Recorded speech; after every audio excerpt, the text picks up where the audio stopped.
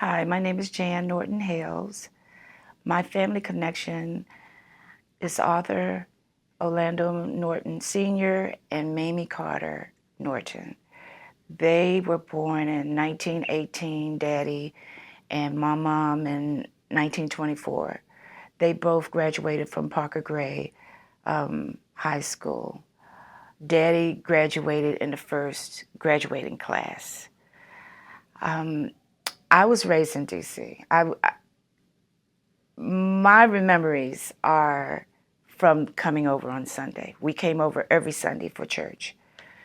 And so I have big church memories. My dad was a member of Shiloh Baptist Church. My mother, a member of Roberts Memorial United Methodist Church. They both went to their family churches, but they stayed together as a couple until he passed in 1978, 36 years of marriage. When we came over on Sunday, after church, we would go to family homes to eat because most of the time we were here for the whole day because my dad is going to stay in Alexandria until he saw his mother, his uncle, whoever was sick in the hospital, his brother, whoever. He's going to do that. So I really hated it because I would not get home until 6 o'clock in the evening, and I would miss going to the matinee movies with my friends.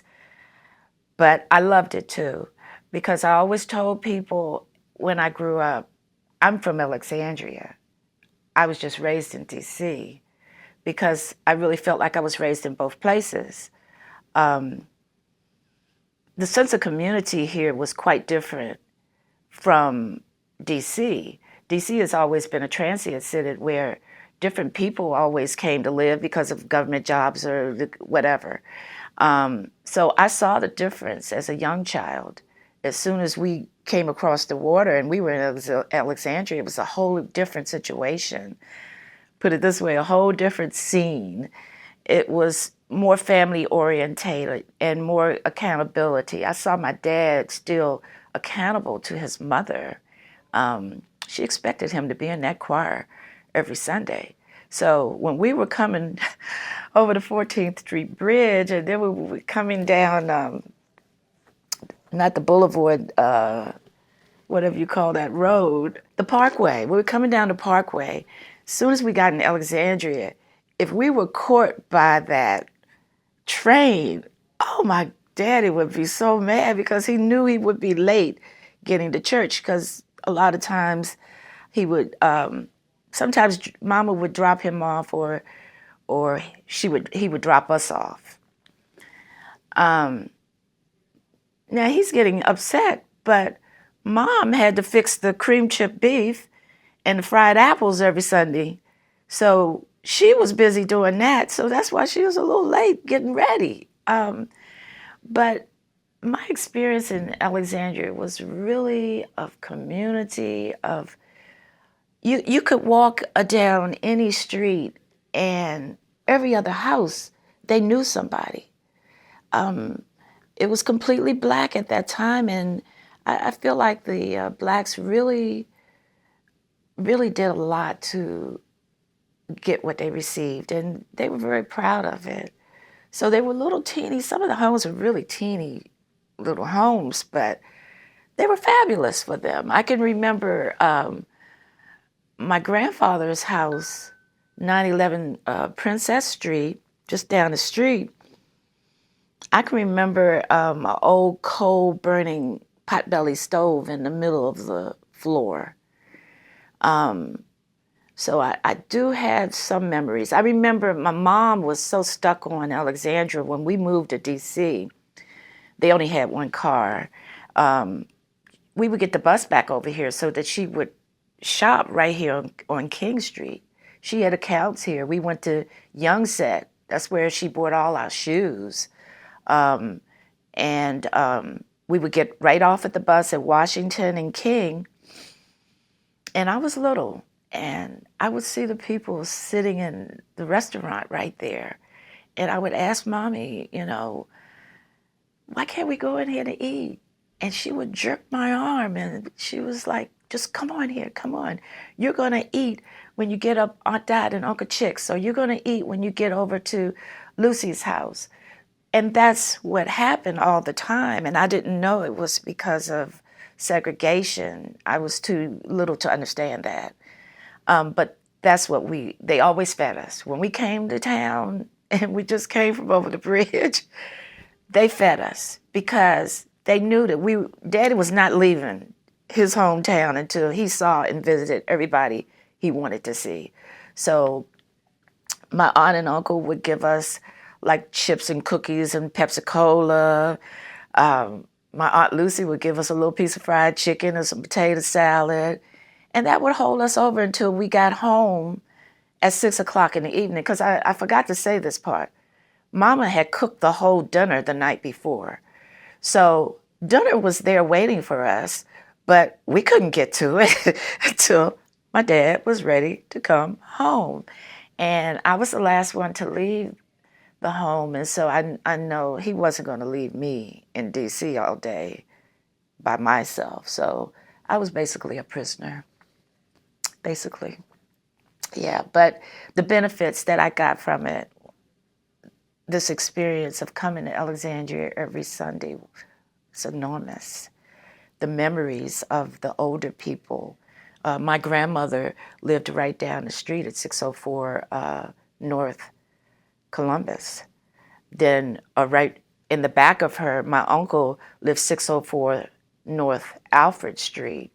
So when I came to Alexandria, I got a full spirit of just family and community.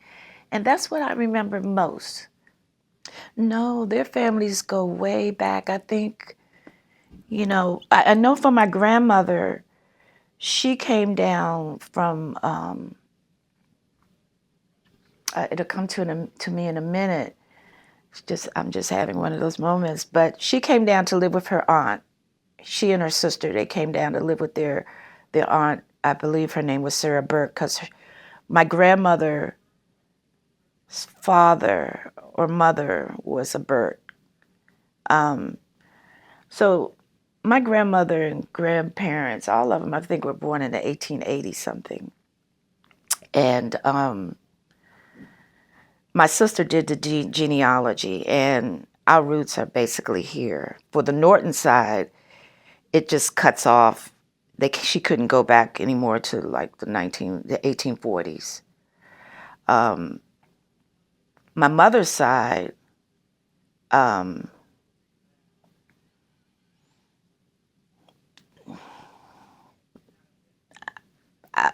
mother's side leads to really they had more of the white in their race. So one of my uncles started doing the genealogy years ago, and I don't know a lot. I really don't. My sister did the genealogy, but I think we're basically rooted here, and it goes way, way back.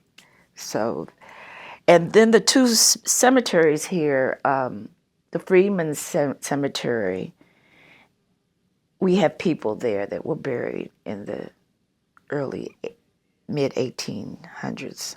And then currently at the Frederick Douglass Cemetery, my grandfather is buried there. I know he died in probably like 1930 something. So our roots go way back here.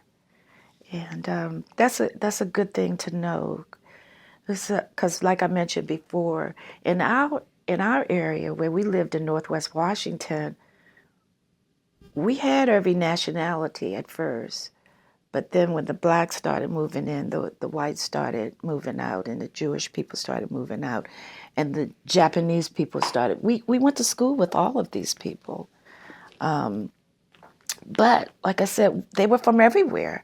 It wasn't like over here. When you came over here, it was everybody knew each other. Everybody went to the same churches, but they were rooted all together. The same social organizations. So I really love that about Alexandria. So I guess that's why I still come over here. And It does. It does.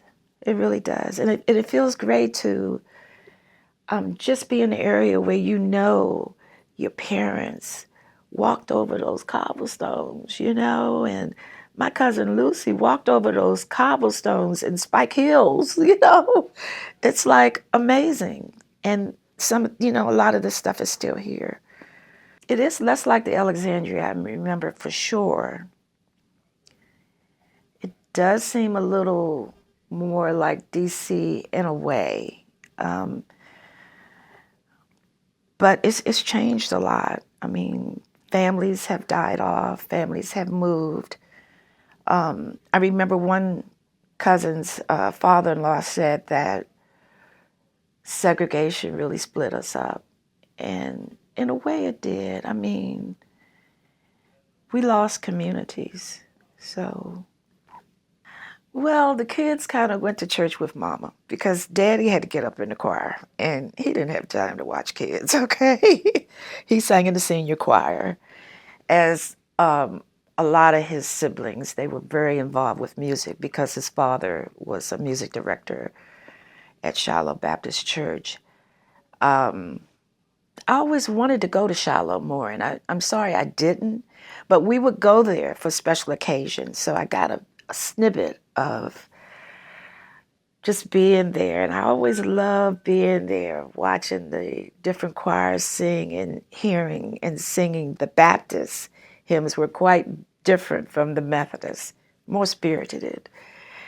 And so I really enjoyed that. Usually no other activities. It was what my daddy wanted to do. And that was, like again, I said again, visiting whoever was ill. He was very into that. Whoever was in the hospital, whoever he had to pay respects for that day, he was going to do it.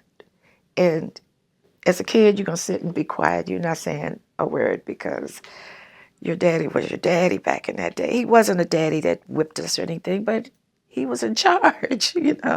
So I loved it, and I miss it a lot.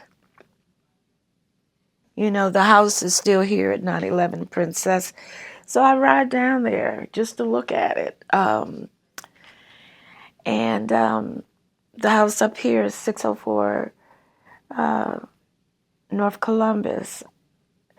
So it's very little in that way of connection that I have. But good memories. When I come over here, I get good vibes. I still do. And it's just a good feeling. Being in this library today is a good feeling because it's a whole different type of perspective that I see in the DC libraries. You have a lot of history here, and you don't see that in the DC libraries. You see books. You do see books. That's it.